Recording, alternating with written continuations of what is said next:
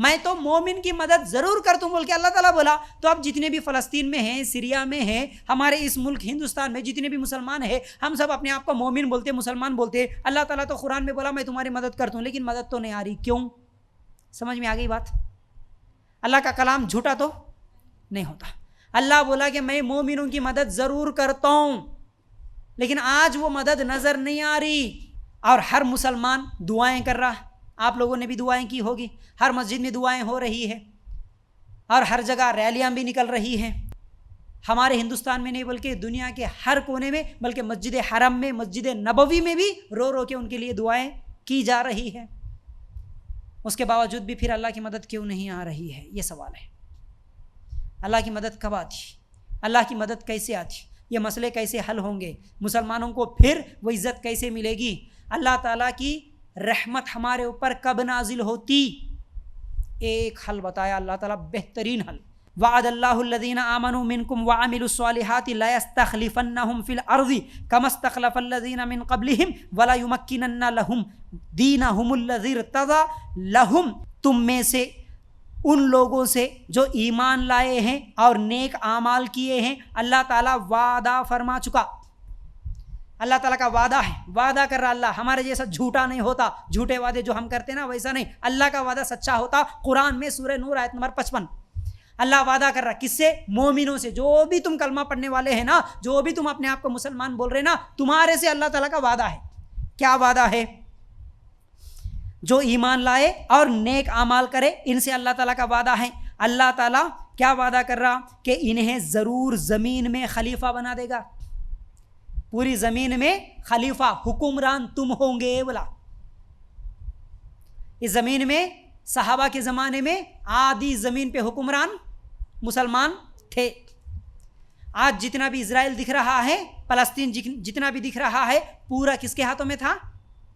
بولو نا، اتنا تو معلوم ہے نا، مسلمانوں کا تھا پورا. آج جس ہندوستان میں ہم رہ رہے، یہ پورا ہندوستان کس کے ہاتھوں میں تھا؟ مسلمانوں کے. ایک نہیں دو نہیں، 1000 سال تھا. اللہ تعالیٰ وعدہ کر رہا کہ میں تمہیں زمین کا خلیفہ بنا دوں گا. جیسے ان لوگوں کو خلیفہ بنایا تھا جو ان سے پہلے جو تھے، جیسے خلیفہ تھے مسلمان پوری دنیا میں، تم پھر سے خلیفہ، خلافت تمہارے ہاتھوں میں ہوگی، حکمرانی تمہارے ہاتھوں میں ہوگی. یقیناً ان کے لیے ان کے اس دین کو مضبوطی کے ساتھ محکم کر کے جما دے گا. مطلب کیا ہے اس کا؟ آج تمہیں دین پہ عمل کرنا بولے تو ڈر لگ رہا. برقع پہن کے کالج میں نہیں جا سکتے، برقع پہن کے ایگزام نہیں لکھ سکتے، داڑھی رکھ کے جاب نہیں کر سکتے، مائک میں اذان نہیں دے سکتے.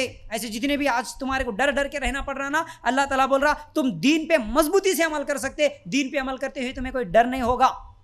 پھر اس کے بعد اللہ تعالیٰ کیا کہتا ہے کہ جسے ان کے لیے وہ پسند فرما چکا ہے، یعنی اس دین کو اللہ تعالیٰ پسند کر لیا تو اسی دین پہ عمل کرتے ہوئے تم سکون سے عمل کر سکتے، اور ان کے اس خوف اور خطرے کو امن و امان سے بدل دے گا.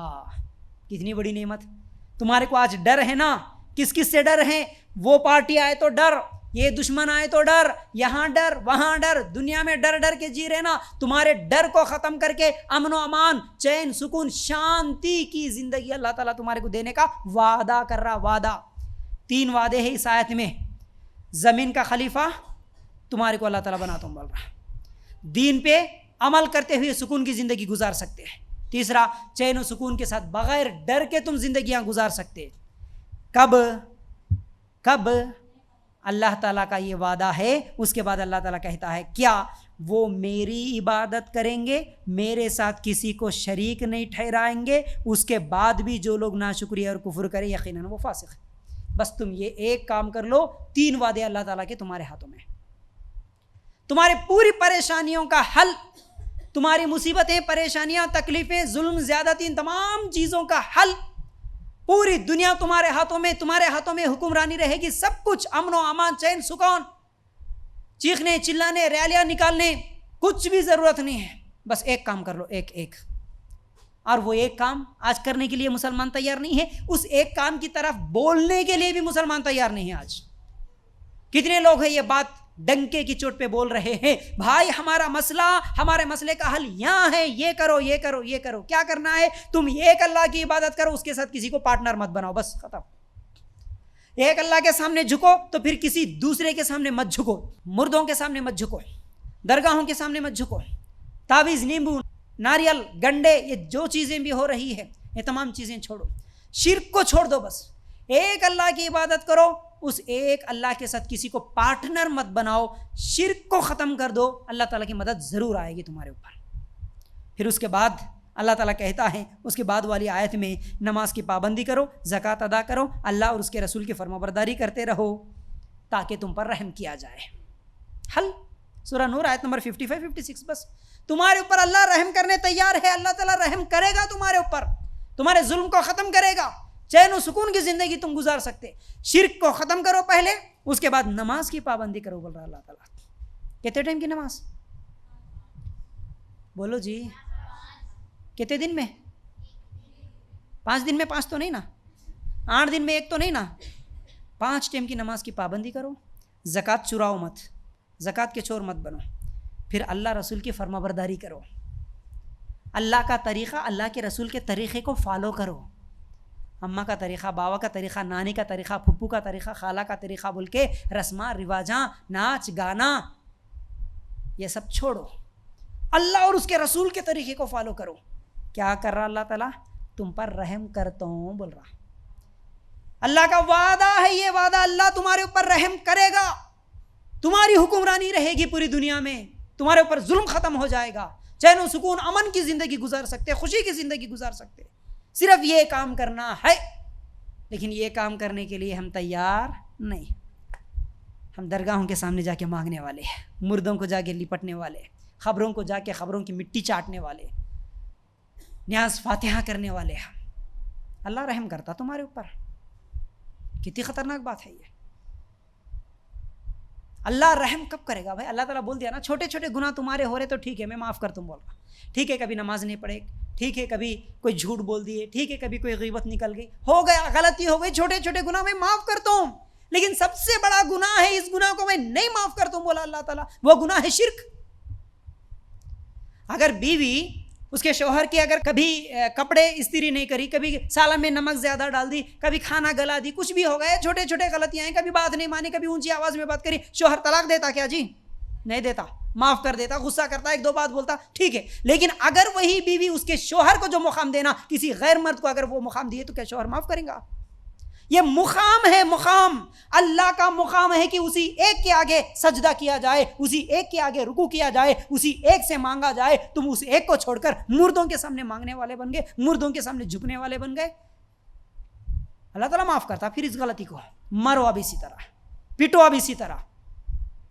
یہ ہے اللہ تعالیٰ کا وعدہ۔ اس سے پہلے تاریخ میں ایسا ہوا نہیں ہوا کبھی آپ کو معلوم ہے؟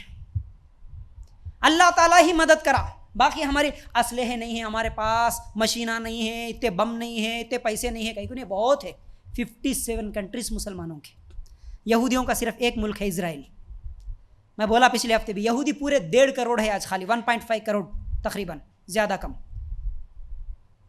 مسلمان کہتے ہیں 130 140 کروڑ کے قریب مسلمان ہیں، لیکن آج یہودیوں کو دیکھ کے ڈر رہے ہیں۔ کیوں ہوا ایسا؟ یہی وجہ ہے۔ اچھا، اللہ تعالیٰ کیسے مدد کرتا معلوم ہے؟ ایک واقعہ بھی یاد آیا تو بتا دیتا۔ خانہ کعبہ کو ڈھانے کے لیے ایک مرتبہ ایک آیا تھا، اس کا نام معلوم ہے آپ کو؟ ابرہہ، رائٹ، ماشاءاللہ۔ خانہ کعبہ کو ڈھانے کے لیے آیا، ہاتھیوں کو لے کے آیا، لشکر، ہاتھیوں کا لشکر۔ جب وہاں سے ہاتھیوں کو لے کے وہ فوج لے کے آ رہا تھا نا، یہ یہاں سے گئے، عبد المطلب، شاید اللہ کے رسول صلی اللہ علیہ وسلم کے دادا گئے تھے۔ ابرہہ سوچا کہ یہ میرے سے جنگ کرنے کے لیے آ رہا ہوں گا یا کچھ تو بھی بات چیت کرنے کے لیے آ رہا ہوں گا، ہاتھیوں کی فوج لے کے میں جا رہا ہوں۔ جا کے کیا کرا وہ عبد المطلب؟ کیا پوچھے ابرہہ سے؟ تم آتے آتے ہاتھیوں کی فوج لے کے آ رہے تھے نا، میرے بکریوں کو بھی تم لوگاں کیا ہے قبضہ کر لیے، میرے بکریوں پر حملہ کر کے بکریوں کو لے لیے، میں میری بکریوں کو چھڑانے کے لیے آیا، میں تم سے جنگ کرنے کے لیے نہیں آیا، صرف میری بکریاں ہیں، میری بکریاں میرے کو دے دو، میں واپس چلے آتا ہوں۔ بولا ابرہہ پوچھا، ارے میں تو خانہ کعبہ کو ڈھانے کے لیے آیا، اللہ کا گھر سمجھ رہے نا تم، اس کو ڈھانے کے لیے آیا، اس کے اوپر کوئی تمہارے کو غم نہیں ہے، فکر نہیں ہے، اس کے لیے نہیں لڑو گے؟ عبد المطلب کیا بولے؟ وہ اللہ کا گھر ہے، اس کی حفاظت کی ذمہ داری اللہ کی ہے، ہم کچھ بھی نہیں کریں گے، میرے بکریاں دے دو، چلے آتا ہوں۔ عبد المطلب کو بکریاں مل گئے، چلے گئے۔ اللہ تعالیٰ کیسے حفاظت کرا؟ کوئی فوج نہیں، اللہ تعالیٰ چڑیوں کو بھیجا، ایک ایک چڑی کے منہ میں 3 کنکریاں، وہ آ کے ایسے ماری کہ ہاتھیوں کو لے کے وہ فوج پوری کی پوری بھاگ گئی تو دس گئی. اللہ تعالیٰ مدد کرا، خانہ کعبہ کی حفاظت کرا اللہ تعالیٰ. وہ اللہ کیا آج مسجد اقصیٰ کی حفاظت نہیں کر سکتا؟ مسلمانوں کی نہیں کر سکتا؟ کر سکتا. اس وقت اللہ تعالیٰ 300 مسلمانوں کی حفاظت کرا 1000 کی فوج کے مقابلے میں. کیا آج نہیں کر سکتا؟ کر سکتا. شرط صرف یہی ہے کہ ہم شرک چھوڑنے والے بنیں. پچھلے ہفتے بتایا میں یہ تاریخ، عمر رضی اللہ تعالیٰ عنہ فلسطین کو فتح کرنے کے لیے گئے، اس وقت ایک بھی درگاہ نہیں تھا. اللہ تعالیٰ فلسطین کو جب فتح کرا عمر رضی اللہ تعالیٰ عنہ کے زمانے میں، خالی 5000 صحابہ جا کے فلسطین کو فتح کر لیے. اس وقت کوئی درگاہ تھی؟ کوئی خبر تھی؟ کوئی شرک کرنے والے مسلمان تھے؟ نہیں تھے. اسی لیے اللہ تعالیٰ مسلمانوں کی مدد کر رہا تھا. آج ہر جگہ جگہ شرک کے اڈے بنا کے رکھ دیے، اس لیے اللہ تعالیٰ کا عذاب آ رہا ہمارے اوپر. یہی ہے اصل وجہ.